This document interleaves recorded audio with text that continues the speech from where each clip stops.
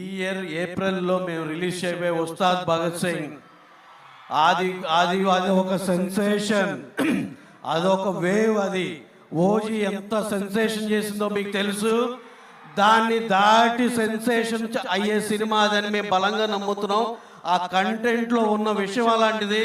అది ఈ సంవత్సరం next year 26 April 1st, 2nd week కానీ 1st వీక్ కానీ డేట్ ప్లాన్ చేస్తున్నాం. ఆ డేట్ మీ ముందర అఫీషియల్గా అనౌన్స్ చేయాలని చెప్పి, ఏదైతే మిస్ అయ్యామో అది ఆ డేట్ మీకు అనౌన్స్ చేయాలని చెప్తున్నా.